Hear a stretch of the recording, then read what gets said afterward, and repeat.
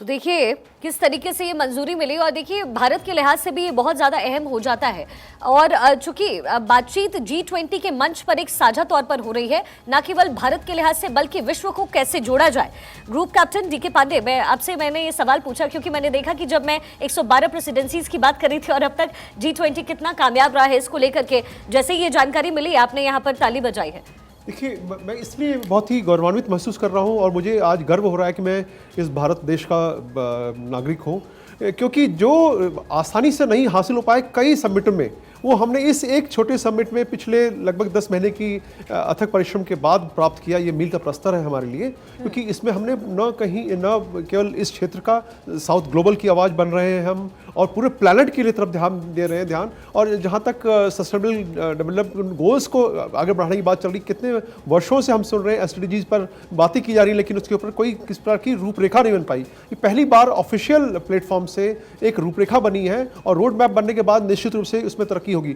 उसके अलावा जो मल्टीलेटरल इंस्टीट्यूशंस हैं वो 21st सेंचुरी, जो हम बात कर रहे थे कि अफ्रीका संघ के देश हैं, उनकी सहायता कौन करेगा। ये जो मल्टीलेटरलिज्म इंस्टीट्यूशंस आएंगे, फाइनेंशियल इंस्टीट्यूशंस आएंगे, ये हेल्प करेंगे उनके डिजाइनिंग में, प्लानिंग में और एग्जीक्यूशन में। जो फंड की रिक्वायरमेंट है वो भी पूरी की जाएगी एक हमारे समझौते के समावेशी अप्रोच की वजह से। जो दो मुद्दे और जो इंपॉर्टेंट है, जो ग्रीन डेवलपमेंट की बात है, हम चाहते रहे कि भाई जो हमारी एनर्जी की इश्यूज हैं, अब हम सोलर बेस्ड की तरफ बढ़ाएं और ग्रीन जो हरित क्रांति को जो हम भारत में हम लाने की कोशिश करें वो पूरे विश्व में लागू हो। ये एक बहुत बड़ी एक अचीवमेंट पर क्लाइमेट फाइनेंस, इसके ऊपर जो हम चाहते थे कि एक फंड रेज हो ताकि गरीब देशों को वो कर सकें। महत्वपूर्ण क्या है कि जो विकसित देश हैं वो पर्याप्त धन लगा देते हैं वातावरण को सुधारने के लिए, कार्बन इमिशन को कैसे रोका जाए, और गरीब देशों के पास ऐसे संसाधन नहीं है क्योंकि उनके पास धन नहीं है, तो रिसोर्सेज कहाँ से वो उपलब्ध कराएंगे। तो निश्चित रूप से उस समस्या का, जो एक बहुत लंबी समय से चली आ रही समस्या पर एक ध्यान देने का समय आ गया है।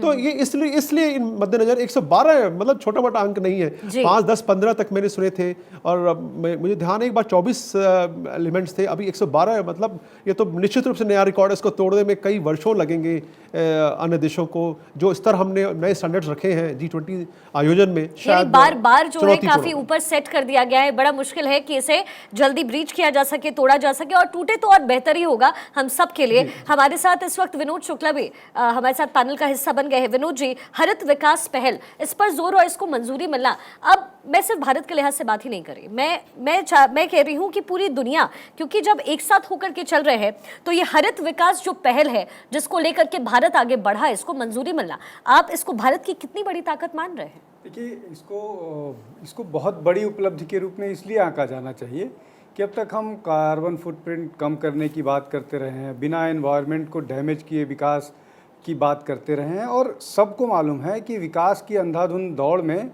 पर्यावरण को कितना नुकसान किया गया है। ग्लोबल वार्मिंग और जिस तरह के इन्वायरमेंटल डिसऑर्डर हैं वो सबको नज़र आ रहे हैं, उसके हम भुक्तभोगी हैं।